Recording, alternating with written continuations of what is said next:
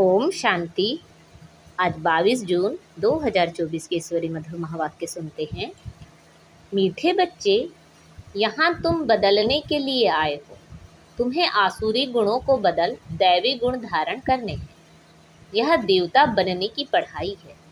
आज के मुरली से प्रश्न है, तुम कौन सी पढ़ाई बाप से ही पढ़ते हो? दूसरा कोई पढ़ा नहीं सकता। उत्तर है, मनुष्य से देवता बनने की पढ़ाई, अपवित्र से पवित्र बनकर नई दुनिया में जाने की पढ़ाई एक बाप के सिवाय और कोई भी पढ़ा नहीं सकता। बाप ही सहज ज्ञान और राजयोग की पढ़ाई द्वारा पवित्र प्रवृत्ति मार्ग स्थापन करते हैं। ओम शांति। बाप बैठ बच्चों को समझाते हैं। वास्तव में दोनों ही बाप हैं, एक हद का, दूसरा बेहद का। वह बाप भी है तो यह बाप भी है। बेहद का बाप आकर पढ़ाते हैं। बच्चे जानते हैं हम नई दुनिया सतयुग के लिए पढ़ रहे हैं। ऐसी पढ़ाई कहाँ मिल नहीं सकती। तुम बच्चों ने सत्संग तो बहुत किए हैं, तुम भक्त थे ना, जरूर गुरु किए हुए हैं, शास्त्र अध्ययन किए हुए हैं, परंतु अभी बाप ने आकर जगाया है। बाप कहते हैं अभी यह पुरानी दुनिया बदलनी है। अभी मैं तुमको नई दुनिया के लिए पढ़ाता हूँ, तुम्हारा टीचर हूँ। कोई भी गुरु के लिए टीचर नहीं कहेंगे। स्कूल में टीचर पढ़ाते हैं जिससे उच्च पद पाते हैं, परंतु वह पढ़ाते हैं यहाँ के लिए। अभी तुम जानते हो हम जो पढ़ाई पढ़ते हैं वह है नई दुनिया के लिए। गोल्डन एज वर्ल्ड कहा जाता है। यह तो जानते हो कि इस समय आसुरी गुणों को बदल दैवी गुण धारण करने हैं। यहाँ तुम बदलने के लिए आए हो। कैरेक्टर की महिमा की जाती है। देवताओं के आगे जाकर कहते हैं आप ऐसे हो, हम ऐसे हैं। तुमको अभी एम ऑब्जेक्ट मिली है। भविष्य के लिए बाप नई दुनिया की स्थापना करते हैं और तुमको पढ़ाते भी हैं। वहाँ तो विकार की बात होती नहीं। तुम रावण पर जीत पाते हो। रावण राज्य में ही सब विकारी, यथा राजा रानी तथा प्रजा। अभी तो है पंचायती राज। उनके लिए राजा रानी का राज्य था, परंतु वह भी पतित थे। उन पतित राजाओं के पास मंदिर भी होते हैं। निर्विकारी देवताओं की पूजा करते थे। जानते हैं वह देवता पास्ट होकर गए हैं, अभी उनका राज्य है नहीं। बाप आत्माओं को पावन बनाते हैं और याद भी दिलाते हैं कि तुम देवता शरीर वाले थे। तुम्हारी आत्मा और शरीर दोनों पवित्र थे। अब फिर से बाप आकर पतित से पावन बनाते हैं, इसलिए ही तुम यहाँ आए हो। बाबा ऑर्डिनेंस निकालते हैं, बच्चे काम महाशत्रु है। यह तुमको आदि मध्य अंत दुख देते हैं। अभी तुमको गृहस्थ व्यवहार में रहते हुए पावन बनना है। ऐसे नहीं देवी देवता आपस में प्यार नहीं करते होंगे, परंतु वहाँ विकारी दृष्टि नहीं रहती, निर्विकारी होकर रहते हैं। बाप भी कहते हैं गृहस्थ व्यवहार में रहते कमल फूल समान रहो। अपना भविष्य ऐसा बनाना है जैसे तुम पवित्र जोड़ी थे। हर एक आत्मा भिन्न नाम रूप लेकर पाड़ बजाती आई है। अभी तुम्हारा यह है अंतिम पाठ। पवित्रता के लिए बहुत मूंझते हैं कि क्या करें, कैसे कंपेनियन होकर रहें। कंपेनियन होकर रहने का अर्थ क्या है? विलायत में जब बूढ़े होते हैं तो फिर कंपेनियन रखने के लिए शादी कर लेते हैं, संभाल के लिए। ऐसे बहुत हैं जो ब्रह्मचारी हो रहना पसंद करते हैं। सन्यासियों की तो बात अलग है। गृहस्थ में रहने वाले भी बहुत होते हैं जो शादी करना पसंद नहीं करते हैं। शादी करना फिर बाल बच्चे आदि संभालना, ऐसी जाल फैलाए ही क्यों जो खुद ही फंस पड़े। ऐसे बहुत यहाँ भी आते हैं। 40 साल हो गए ब्रह्मचारी रहते, इसके बाद क्या शादी करेंगे। स्वतंत्र रहना पसंद करते हैं तो बाप उनको देख खुश होते हैं। यह तो है ही बंधन मुक्त। बाकी यह रहा शरीर का बंधन, उसमें देह सहित सबको भूलना है। सिर्फ एक बाप को याद करना है। कोई भी देहधारी क्राइस्ट आदि को याद नहीं करना है। निराकार शिव तो देहधारी नहीं है, उनका नाम शिव है। शिव के मंदिर भी हैं। आत्मा को पाठ मिला हुआ है 84 जन्मों का। यह अविनाशी ड्रामा है, इसमें कुछ भी बदली हो नहीं सकता। तुम जानते हो पहले पहले हमारा धर्म कर्म जो श्रेष्ठ था, वह अभी भ्रष्ट बन गया है। ऐसे नहीं, देवता धर्म ही खत्म है। गाते भी हैं, देवताएं सर्वगुण संपन्न थे, लक्ष्मी नारायण दोनों पवित्र थे। पवित्र प्रवृत्ति मार्ग था, अभी अपवित्र प्रवृत्ति मार्ग है। 84 जन्मों में भिन्न भिन्न नाम रूप बदलता आया है। बाप ने बताया है, मीठे मीठे बच्चों, तुम अपने जन्मों को नहीं जानते हो। मैं तुमको 84 जन्मों की कहानी सुनाता हूँ, तो जरूर पहले जन्म से लेकर समझाना पड़े।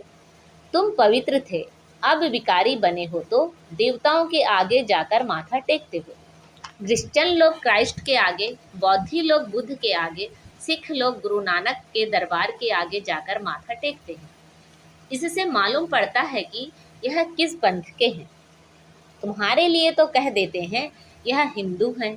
आदि सनातन देवी देवता धर्म कहाँ गया, यह किसी को पता नहीं, प्रायः लोप हो गया है। भारत में चित्र तो अथाह बनाए हुए हैं। मनुष्यों की भी अनेक मतें हैं, शिव के भी अनेक नाम रख दिए हैं। असल में उनका एक ही नाम शिव है।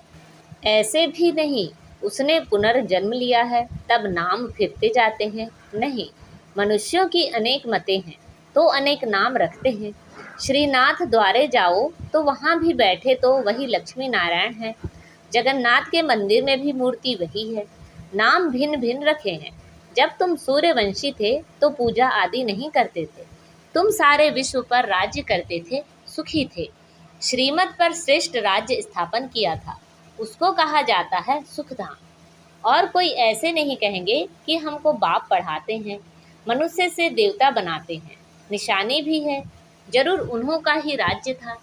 वहाँ किले आदि होते नहीं, किले आदि बनाते हैं सेफ्टी के लिए। इन देवी देवताओं के राज्य में किले आदि थे नहीं, दूसरा कोई चढ़ाई करने वाला होता नहीं। अभी तुम जानते हो हम उसी देवी देवता धर्म में ट्रांसफर हो रहे हैं। उसके लिए तुम राजयोग की पढ़ाई पढ़ रहे हो। राजाई पानी है। भगवान नुआज, मैं तुमको राजाओं का राजा बनाता हूँ। अभी तो कोई राजा रानी नहीं है, कितने लड़ाई झगड़े आदि होते रहते हैं। यह है कलयुग, आयरन एज वर्ल्ड। तुम गोल्डन एज में थे, अभी फिर पुरुषोत्तम संगम युग पर खड़े हो। बाप तुमको पहले नंबर में ले जाने आए हैं, सबका कल्याण करते हैं। तुम जानते हो हमारा भी कल्याण होता है। पहले पहले हम जरूर सतयुग में आएंगे, बाकी जो जो धर्म है वह सब शांति धाम में चले जाएंगे। बाप कहते हैं सबको पवित्र भी बनना है। तुम हो ही पवित्र देश के रहने वाले, जिसको निर्वाण धाम कहा जाता है। वाणी से परे सिर्फ अशरीरी आत्माएं रहती हैं। बाप तुमको अब वाणी से परे ले जाते हैं। ऐसा तो कोई कह ना सके कि हम तुमको निर्वाण धाम, शांति धाम में ले जाता हूँ। वह तो कहते हैं हम ब्रह्म में लीन होंगे। तुम बच्चे जानते हो अभी यह तमो प्रधान दुनिया है, इसमें तुमको स्वाद नहीं आएगा। इसलिए नई दुनिया की स्थापना और पुरानी दुनिया का विनाश करने के लिए भगवान को यहाँ आना पड़ता है। शिव जयंती भी यहाँ मनाते हैं, तो क्या आकर करते हैं, कोई बताए। जयंती मनाते हैं तो जरूर आते हैं ना, रथ पर विराजमान होते हैं। उन्होंने फिर वह घोड़े गाड़ी का रथ दिखाया है। बाप बैठ बताते हैं मैं किस रथ पर सवार होता हूँ, बच्चों को बताता हूँ। यह ज्ञान फिर प्रायः लोप हो जाता है। इनके 84 जन्मों के अंत में बाबा को आना पड़ता है। यह ज्ञान कोई दे ना सके। ज्ञान है दिन, भक्ति है रात, नीचे उतरते ही रहते हैं। भक्ति का कितना शो है, कितने कुंभ के मेले, फलाने मेले लगते रहते हैं। ऐसे कोई भी नहीं कहता है कि अभी तुमको पवित्र बनकर नई दुनिया में जाना है। बाप ही बतलाते हैं अभी संगम युग है। तुमको पढ़ाई भी वही मिलती है जो कल्प पहले मिली थी। मनुष्य से देवता बने थे, गायन भी है मनुष्य से देवता किए। जरूर बाप ही बनाएंगे ना। तुम जानते हो हम अपवित्र गृहस्थ धर्म वाले थे, अब बाप आकर फिर पवित्र प्रवृत्ति मार्ग का बनाते हैं। तुम बहुत उच्च पद पाते हो, उच्च ते उच्च बाबा कितना उच्च बनाते हैं। बाप की है श्री श्री अर्थात श्रेष्ठ ते श्रेष्ठ मत। हम श्रेष्ठ बनते हैं, श्री श्री के अर्थ का किसी को पता नहीं। एक शिव बाबा का ही यह टाइटल है, परंतु वह फिर अपने को श्री श्री कह देते हैं। माला फेरी जाती है, माला है 108 की, उन्होंने 16,108 की बनाई है। उसमें 8 तो आने ही हैं, 4 जोड़ी और 1 बाप, 8 रत्न और 9वां हूँ मैं। उनको रत्न कहते हैं, उनको ऐसा बनाने वाला बाप है। तुम बाप द्वारा पारस बुद्धि बनते हो। रंगून में एक तालाब है, कहते हैं उसमें स्नान करने से परियां बन जाते हैं। वास्तव में यह है ज्ञान स्नान, जिससे तुम देवता बन जाते हो। बाकी वह तो सब है भक्ति मार्ग की बातें। यह तो कभी हो नहीं सकता कि पानी में स्नान करने से परी बन जाए। यह सब भी भक्ति मार्ग है। क्या क्या बातें बना दी हैं, कुछ भी समझते नहीं हैं। अभी तुम समझते हो, तुम्हारा ही यादगार देलवाड़ा गुरु शिखर आदि खड़ा है। बाप बहुत ऊंचे रहते हैं ना, तुम जानते हो। बाप और हम आत्माएं जहाँ निवास करती हैं, वह है मूल वतन। सूक्ष्म वतन तो केवल साक्षात्कार मात्र है, वह कोई दुनिया नहीं है। सूक्ष्म वतन व मूल वतन के लिए यह नहीं कहेंगे कि वर्ल्ड हिस्ट्री रिपीट। वर्ल्ड तो एक ही है, इस वर्ल्ड की हिस्ट्री रिपीट कहा जाता है। मनुष्य कहते हैं वर्ल्ड में पीस हो, यह नहीं जानते कि आत्मा का स्वधर्म ही शांत है, बाकी जंगल में थोड़ी ही शांति मिल सकती है। तुम बच्चों को सुख और सबको शांति मिल जाती है। जो भी आते हैं पहले शांति धाम में जाकर सुख धाम में आएंगे। कई कहेंगे हम ज्ञान नहीं ले, पिछाड़ी में आएंगे तो बाकी इतना समय मुक्ति धाम में रहेंगे। यह तो अच्छा है, बहुत समय मुक्ति में रहेंगे। यह करके 1-2 जन्म पद पाएंगे। वह क्या हुआ, जैसे मच्छर निकलते हैं और मर जाते हैं, तो एक जन्म में यहाँ क्या सुख रखा है, वह तो कोई काम का नहीं रहा। जैसे कि पाठ ही नहीं है। तुम्हारा पाठ तो बहुत ऊंच है, तुम्हारे जितना सुख कोई देख ना सके, इसलिए पुरुषार्थ करना चाहिए। करते भी रहते हैं। कल्प पहले भी तुमने पुरुषार्थ किया था, अपने पुरुषार्थ अनुसार प्रारब्ध पाई है। पुरुषार्थ बिगर तो प्रारब्ध पा ना सके। पुरुषार्थ जरूर करना है। बाप कहते हैं यह भी ड्रामा बना हुआ है, तुम्हारा भी पुरुषार्थ चल रहा है। ऐसे तो चल ना सके, तुमको पुरुषार्थ तो जरूर करना पड़े। पुरुषार्थ बिगर थोड़े ही कुछ होना है। खांसी आपे ही कैसे ठीक होगी, दवाई लेने का पुरुषार्थ करना पड़े। कोई कोई ऐसे भी ड्रामा पर बैठ जाते हैं जो ड्रामा में होगा, ऐसा उल्टा ज्ञान बुद्धि में नहीं बिठाना है। यह भी माया विघ्न डालती है, बच्चे पढ़ाई को ही छोड़ देते हैं। इसको कहा जाता है माया से हार। लड़ाई है ना, वह भी जबरदस्त है। अच्छा, मीठे मीठे सिखी लदे बच्चों प्रति माता पिता बाप दादा का याद प्यार और गुड मॉर्निंग। रूहानी बाप की रूहानी बच्चों को नमस्ते। हम सब रूहानी बच्चों की रूहानी माता पिता बाप दादा को याद प्यार गुड मॉर्निंग और नमस्ते। आज की मुरली से धारणा के लिए मुख्य सार हैं। श्रेष्ठ राज्य स्थापन करने के लिए श्रीमत पर चलकर बाप का मददगार बनना है। जैसे देवताएं निर्विकारी हैं, ऐसे गृहस्थ में रहते निर्विकारी बनना है। पवित्र प्रवृत्ति बनानी है। ड्रामा की पॉइंट्स को उल्टे रूप से यूज नहीं करना है। ड्रामा कहकर बैठ नहीं जाना है। पढ़ाई पर पूरा ध्यान देना है। पुरुषार्थ से अपनी श्रेष्ठ प्रारब्ध बनानी है।